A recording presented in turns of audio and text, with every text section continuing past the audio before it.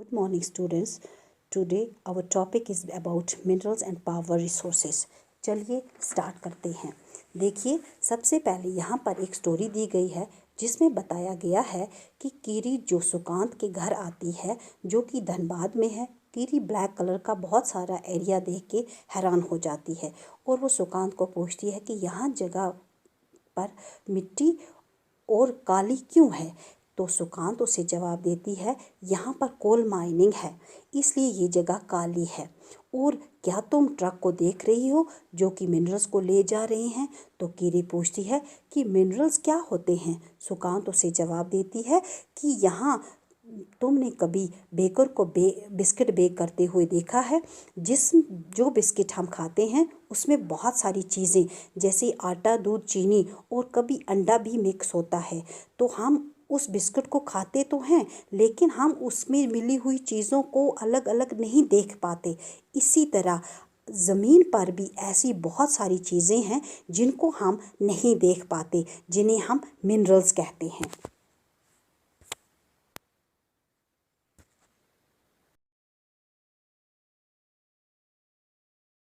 देखिए, अर्थ के क्रस्ट पर रॉकी सरफेस भी है। आपको चट्टानें भी देखने को मिलती हैं। तो इन चट्टानों में बहुत सारे मटेरियल्स होते हैं और इन मटेरियल्स में मिनरल्स मिक्स होते हैं। और जो ये मिनरल्स हैं ये सिक्योर्ड हैं through out the earth Rocky crust.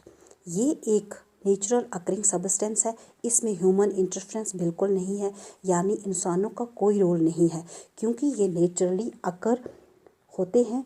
ये कुदरती तौर पर बनी हुई चीज़ें हैं। इनका एक डेफिनेट केमिकल कंपोजिशन है, मतलब कि इनकी जो परसेंटेज है, इनके अंदर जो केमिकल्स हैं उनके जो परसेंटेज है वो बिल्कुल डेफिनेट है।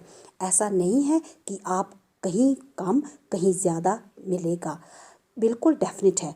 उनको डेफिनेट केमिकल्स कहा जाता है। मिनरल्स जो हैं वो हर पार्ट का इक्वली डिस्ट्रीब्यूटेड नहीं है, क्योंकि ये कुछ जगहों पर कंसंट्रेटेड है, मतलब कुछ जगहों पर ये पाए जाते हैं, पर्टिकुलर एरियाज होते हैं या रॉक फॉर्मेशन में ये पाए जाते हैं। अब कुछ मिनरल्स ऐसे होते हैं कि वो इजली एसेसिबल नहीं होते, यानी हम पहुंच नहीं सकते मिनरल्स तक। तो हम इन्हें बाहर कैसे निकालेंगे। ये सिर्फ हम पाते हैं आर्टिक ओशन और एंटार्क्टिक। मिनरल्स डिफरेंट टाइप्स की जोग्राफिकल एनवायरनमेंट में पाए जाते हैं। जोग्राफिकल एनवायरनमेंट का मतलब होता है अर्थ की जो physical substance and physical structure है उसमें मिनरल्स पाए जाते हैं। एंड अंडर वेरिंग कंडीशंस, अलग अलग कंडीशंस, जैसे कि जो फिज़िकल एनवायरनमेंट है या जो फिज़िकल स्ट्रक्चर है, जो सब्सटेंस है वो वेरी करता है, तो उसमें से मिनरल्स हैं वो पाए जाते हैं। साथ ही साथ इसी वजह से जो मिनरल्स हैं वो इवनली डिस्ट्रीब्यूटेड नहीं हैं। ये मिनरल्स हैं, ये नेचुरल प्रोसेस है, इसमें ह्यूमंस इंटरफेरेंस का तो कोई रोल ही नहीं है। ह्यूमंस तो इसमें इंटरफेयर कर ही नहीं सकते, क्योंकि ये कुदरती बनी हुई चीज़ें हैं। और जो मिनरल्स हैं उनको आप कैसे आइडेंटिफाई कर सकते हैं, इनको यानी कैसे पहचान सकते हैं। आप सिर्फ इनको फिज़िकल प्रॉपर्टी के बेसिस पर इनको पहचान सकते हैं, जैसे कि colours, density, hardness and chemical properties. Chemical properties जैसे कि ये सॉल्युबल है या नहीं है, ऐसी चीज़ों के हिसाब से को इनकी फिज़िकल प्रॉपर्टी उनके हिसाब से उनके बेसिस पर आप मिनरल्स को आइडेंटिफाई कर सकते हैं। अब हम पढ़ते हैं टाइप्स ऑफ मिनरल्स।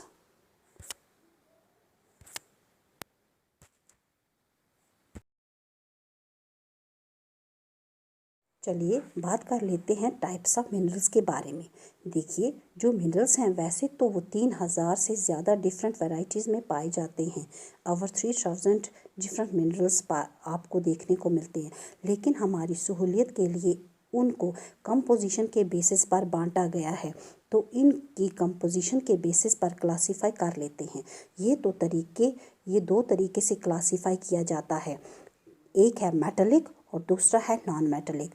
और मेटालिक के भी आगे दो पार्ट हैं, फेरियस एंड नॉन फेरियस। जैसे कि आप ये देख सकते हैं, ये मिनरल्स है, ये मेटालिक है और नॉन मेटालिक। मेटालिक जो है वो दो हिस्सों में बांटा है, furious and non furious.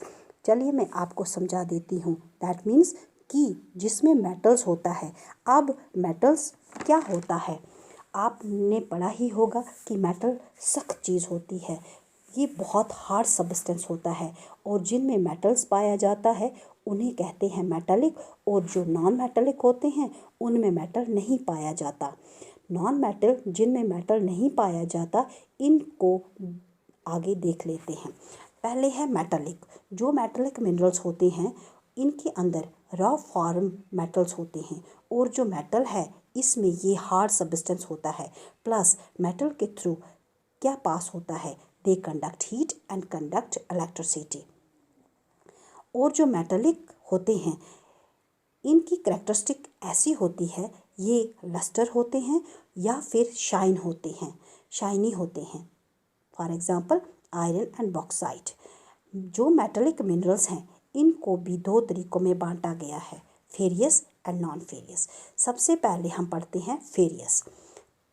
Furious minerals, देखिए फेरियस मतलब जिसके अंदर आयरन पाया जाता है, और अगर हमें फेरियस का फार्मूला जानना है तो इसको Fe के नाम से हम जानते हैं। यानी Fe जो है इसका मतलब है कि आयरन है। तो अब इस नॉन फेरियस मतलब जिसके अंदर कोई चीज़ नहीं पाई जाती, जैसे कि मिनरल्स जिसके अंदर आयरन नहीं पाया जाता।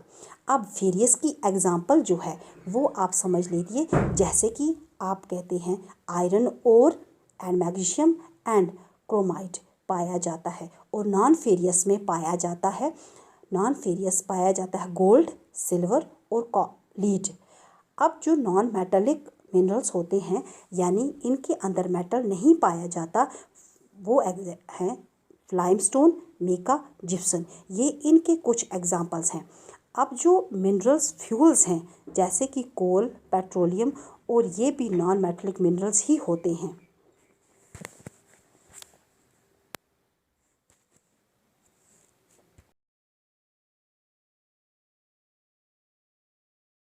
यहाँ पर बात की गई है कि जो मिनरल्स हैं इनको कैसे एक्सट्रैक्ट किया जाता है, कि कैसे निकाला जाता है।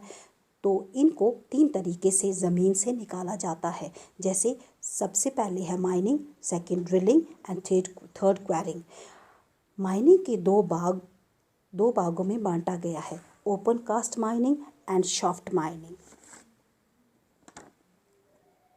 ओपन शाफ्ट माइनिंग जैसे आप यहाँ पे देख सकते हैं, ये है माइनिंग, ड्रिलिंग एंड क्वेरिंग। अब माइनिंग को 2 तरीकों में बांटा गया, open cast mining and shaft mining. सबसे पहले हम देखते हैं माइनिंग। देखिए माइनिंग का मतलब ही क्या है, किसी चीज़ को डग करके निकालना। तो ये जो प्रोसेस है मिनरल्स को निकालने का रॉक से, यानी जो मिनरल ज़मीन के अंदर दबे हुए होते हैं उसको ज़मीन के अंदर से निकालना ही माइनिंग कहलाता है। अब इस माइनिंग को 2 हिस्सों में बांटा गया है, open cast mining and shaft mining. सबसे पहले ओपन कास्ट माइनिंग।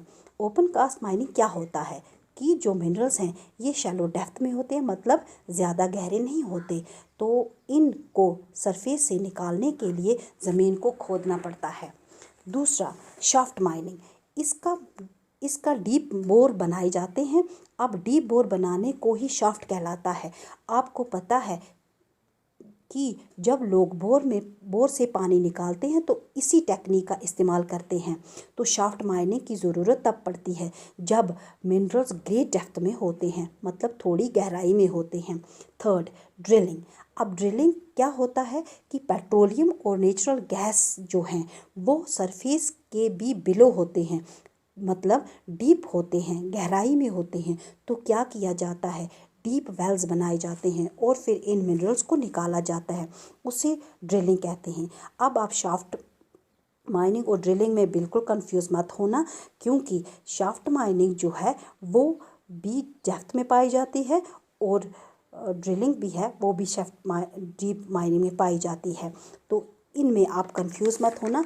यहाँ पर और इसकी वजह से यानी इनके लिए गहरा कुआं खोदा जाता है और इन मिनरल्स को बाहर निकाला जाता है, जैसे पेट्रोलियम और नेचुरल गैस। अब फोर्थ है क्वेरिंग।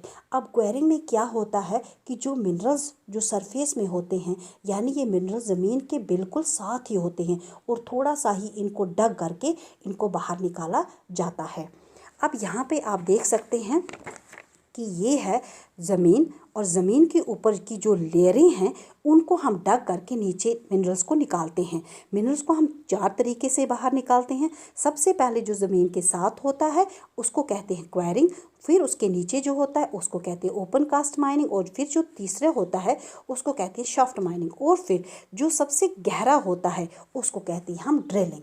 इसके लिए ये बात सुनने के लिए आपका thank you students for watching this video. Thank you.